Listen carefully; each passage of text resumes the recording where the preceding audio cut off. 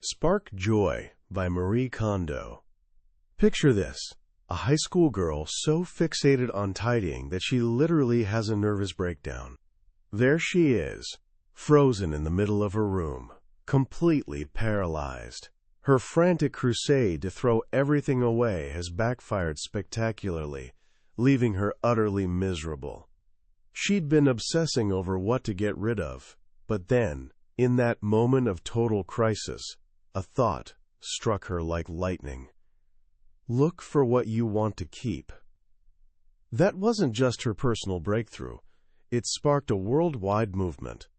This was Marie Kondo, and that simple mental flip, shifting from a mindset of lack and purging to one of gratitude and choosing joy, would eventually transform millions of lives.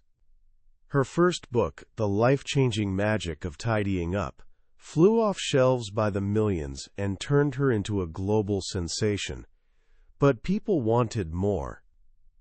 They craved the nitty-gritty details, the insider secrets, to truly mastering her approach. So she delivered Spark Joy, a beautifully illustrated masterclass that goes even deeper into her philosophy. This isn't just a follow-up. It's the complete encyclopedia for a joy-filled life. It answers every burning question, from how exactly do you fold a sweater with those weird asymmetrical sleeves, to what do you do with boring stuff you need but definitely don't love. What you're about to discover isn't just another tidying manual. It's an exploration of a profound life philosophy cleverly disguised as a cleaning method. By the time we're done, you'll understand the 6 fundamental rules that guarantee you'll never backslide into clutter again. Even better, you'll discover a powerful tool for self-discovery, a way to sharpen your intuition, and a roadmap to creating a home and a life that genuinely sparks joy. This is how you put your house and your past in order once and for all. Let's kick things off with a question that cuts right to the heart of everything. What's the real difference between tidying and cleaning? You might assume they're basically the same thing, but Marie Kondo draws a crucial distinction that changes the entire game. Cleaning, she explains, is your battle against nature. Dust and grime will always pile up. It's practically a law of physics. Cleaning is that routine war you wage against inevitable dirt. Tidying, though? That's you confronting yourself. Think about it for a second. Stuff doesn't magically multiply on its own. Clutter accumulates because we buy things. We accept gifts, and we fail to put things back where they belong. Every messy room is the direct result of choices we've made. So tidying isn't about scrubbing away dirt. It's about examining your life, one object at a time, and making a whole series of personal decisions. It's a special event, a one-time marathon that, done right, you'll never have to repeat. This is the bedrock of the KonMari Method, built on 6 fundamental rules. Forget everything you think you know about organizing. These rules are your only roadmap. Rule number 1. Commit yourself to tidying up. This isn't some casual weekend project you squeeze in between errands. It's a significant life event. You need to make a conscious, deliberate decision that you're ready to do this thoroughly and completely. Success is 90% mindset. Without genuine commitment, you're doomed to bounce right back to chaos. Rule number 2.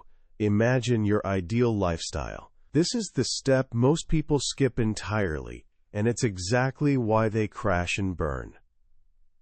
Before you even touch a single object, you need to know your why. What's the end game here? Don't just vaguely think, a clean room. Dig deeper. How do you want to feel in your home? What do you want to do there? Maybe you want to practice yoga in the morning sunlight, curl up with a book and tea in a cozy chair, or host relaxed dinner parties with friends. Cut out magazine pictures, journal about it, or just close your eyes and really visualize it. This vision becomes your North Star, the motivation that carries you through the entire process, because you're not just ditching stuff, you're actively building the life you want. Rule number 3, finish discarding first. This is absolutely non-negotiable. One of the biggest mistakes people make is trying to organize and store things before they've decided what to keep. Sure, your home might look tidy on the surface, but those closets and drawers are still crammed with stuff you don't need. It's a guaranteed recipe for relapse. You simply cannot know how much storage space you need until you know exactly what you're keeping. So during this phase, don't worry about where things will eventually live. Just focus on one thing, the sorting process. This brings us to the next rule, and perhaps the most revolutionary one. Rule number 4, tidy by category, not by location. How many times have you decided to clean the bedroom, only to find yourself shuffling things into the living room, then moving them back again in an endless loop? It's completely futile. You can't get a true sense of what you actually own, because items from the same category are scattered throughout your entire house. The KonMari Method insists you tackle possessions category by category.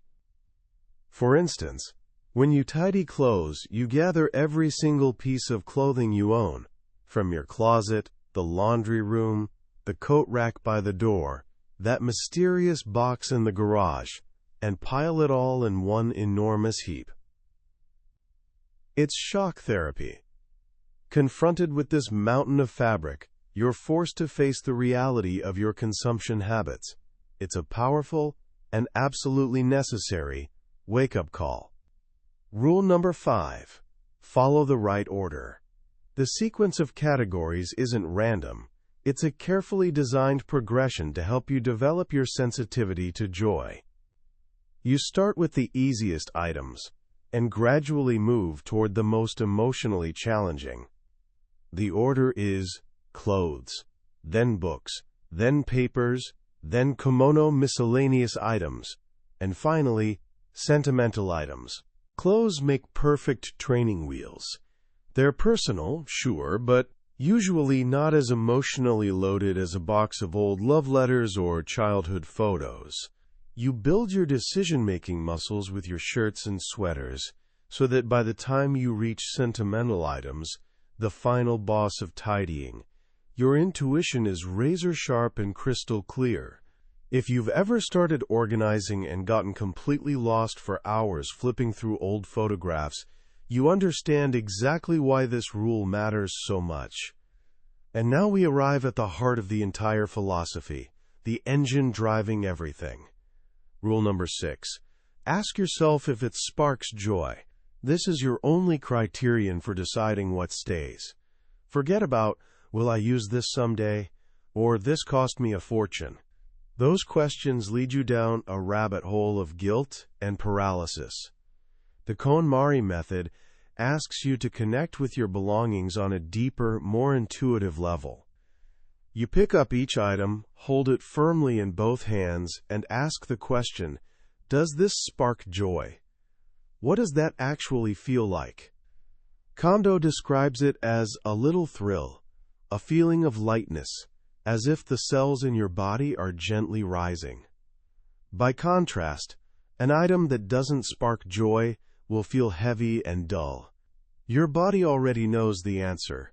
Your job is simply to learn how to listen. But what if you honestly don't know what joy feels like? What if you hold up a t-shirt and just feel nothing? This is surprisingly common. The best way to learn is through comparison.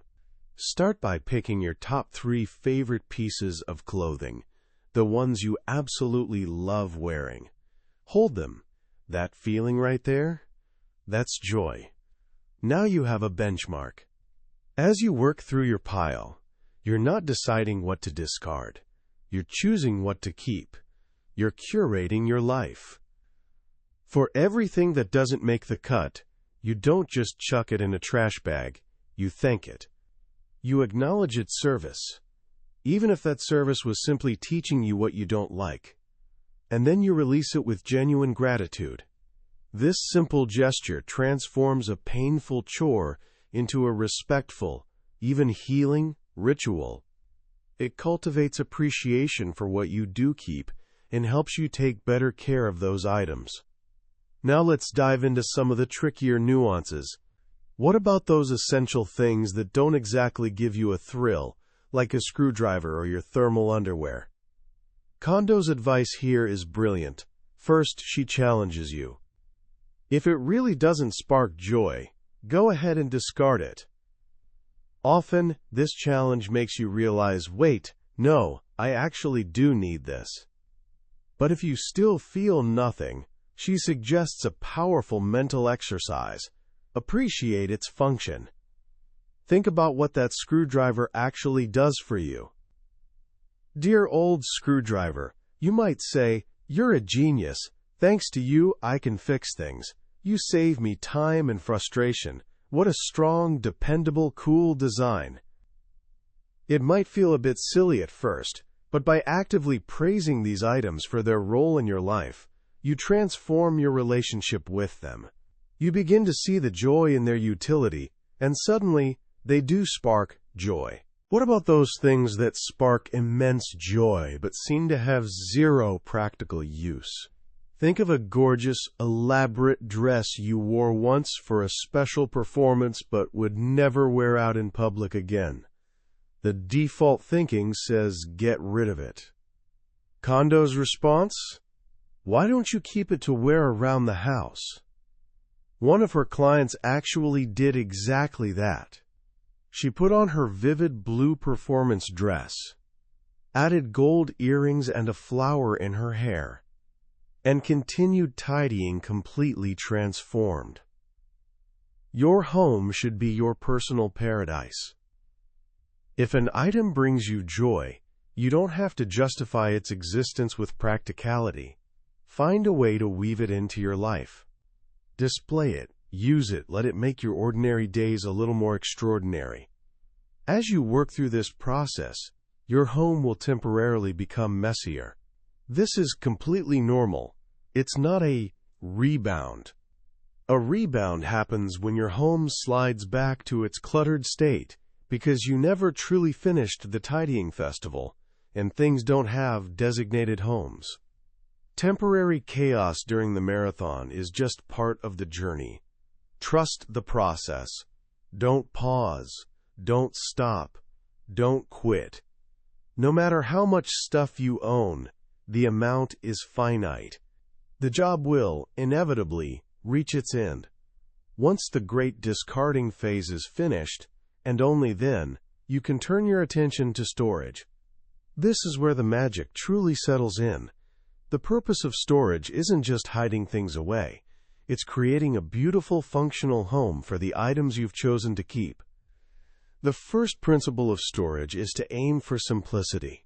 You don't need fancy, complicated storage systems.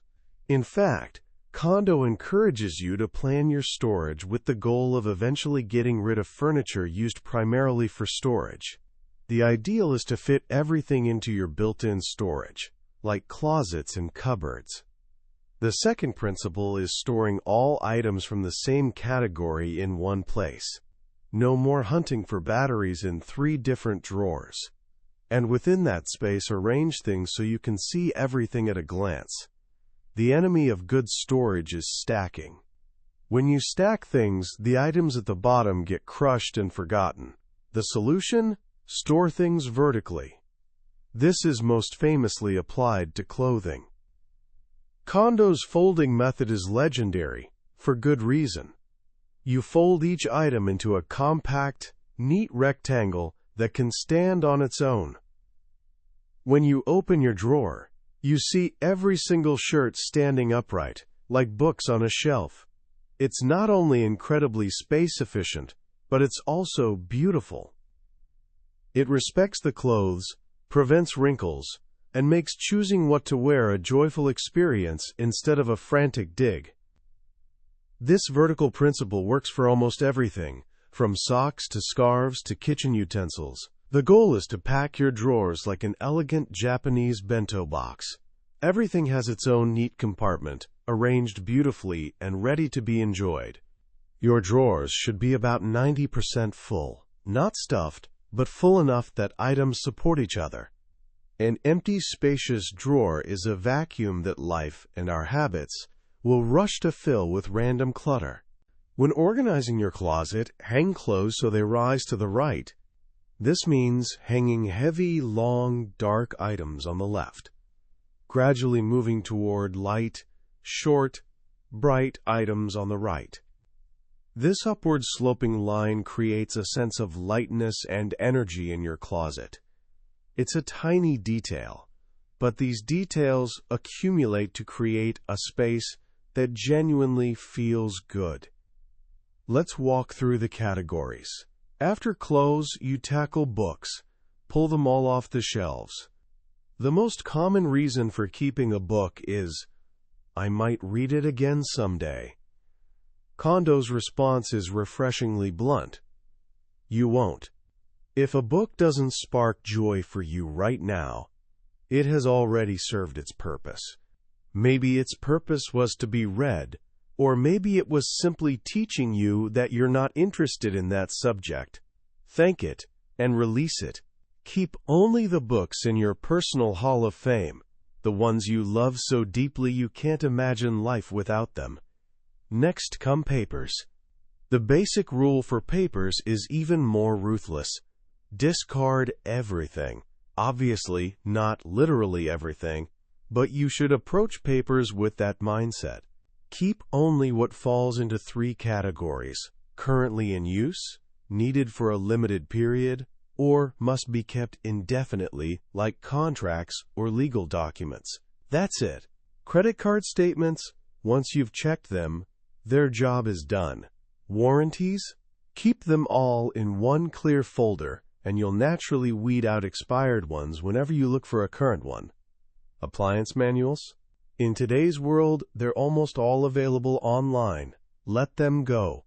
For papers requiring action, like bills to pay or forms to complete, create a single pending box and make a rule to empty it regularly. Then comes the biggest, most daunting category: komono, or miscellaneous items. This is everything from stationery and charging cables to kitchen gadgets, cleaning supplies, and makeup.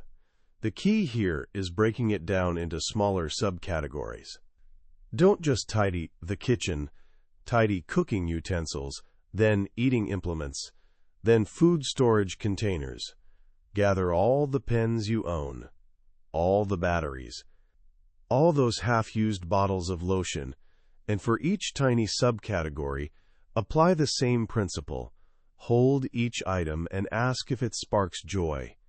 You'll discover mystery cords for devices you no longer own, promotional pens that barely write, kitchen gadgets you bought on impulse and used exactly once. Thank them and let them go. In the kitchen, the primary goal for storage isn't ease of access, it's ease of cleaning. This is a total game changer. Keeping everything out on the counter might seem efficient, but it creates a greasy, cluttered environment that's a nightmare to wipe down. When you store everything away, from cooking oil to dish soap, your counters stay clear. Wiping them down takes seconds. The joy of a sparkling, clean kitchen far outweighs the tiny effort of opening a cupboard to grab what you need. Finally, you arrive at sentimental items. This is the last category for a very good reason. By now, your joy sensor is finely calibrated. You're ready. This is your chance to put your past in proper order. Pull out the old letters, childhood drawings, mementos from past relationships. The goal isn't erasing your past. It's choosing which parts you want to carry into your future. You might keep just one representative item from a particular memory. For old photos, spread them all out. Keep only the ones that truly capture a happy moment, the ones where you look and feel your best. Discard blurry shots or duplicates. You're curating the story of your life. The photos you choose to keep belong in an album where they can actually be enjoyed, not buried in a dusty box. When you finish this entire process, something magical happens. Your home transforms completely. It's no longer just a place to store your stuff.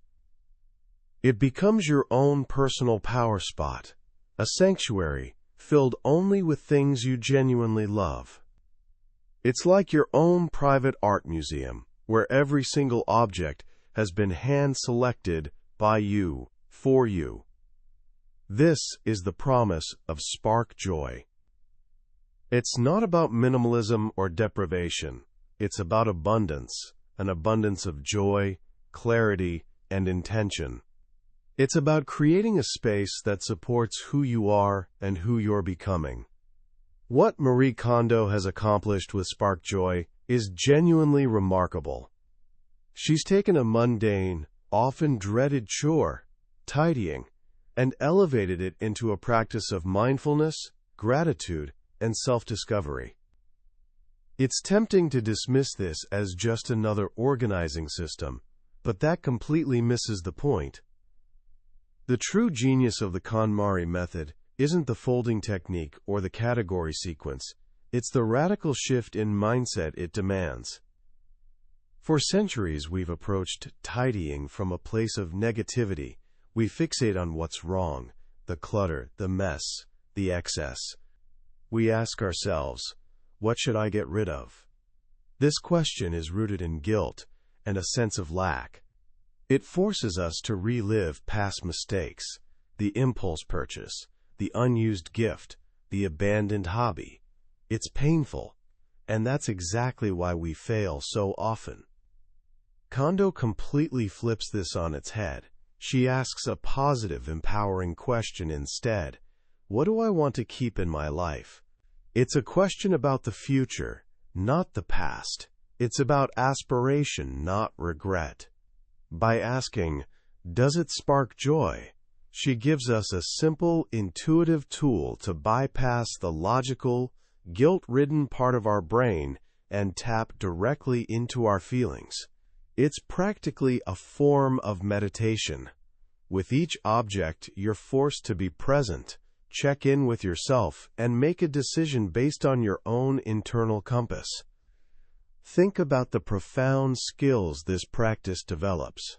You're not just learning to fold a shirt, you're learning to trust your intuition. You're sharpening your ability to make decisions quickly and confidently. This skill extends far beyond your closet. When you've made thousands of small decisions about what truly brings you joy, you become much clearer about the big decisions too. What job sparks joy? What relationships spark joy? What kind of life sparks joy? The practice of thanking your items before releasing them is another stroke of genius. It reframes the entire process from wasteful discarding to mindful release. It acknowledges the value an object brought into your life, even if its purpose is now complete. This cultivates a deep sense of gratitude, not just for your possessions, but for your entire life experience. You start seeing everything as part of your journey. So how can you start bringing this philosophy into your own life right now? You don't need to tackle your entire house this weekend. Start small. First, try this simple exercise. Choose one very small category. Not all your clothes, just your socks.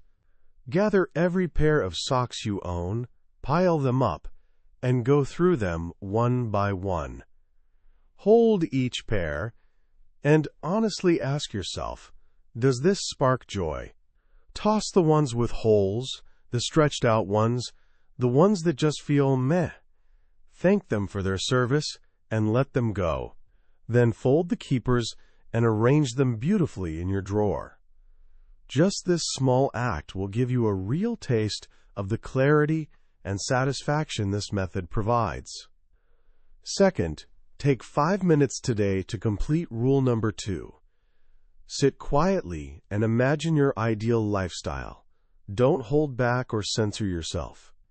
If you want a home filled with plants, books, and sunlight streaming through windows, picture it vividly. If you crave a minimalist space that feels calm and serene, see it clearly in your mind's eye. Find a single photograph in a magazine or online that captures that feeling. This vision is your why, what makes the entire process meaningful.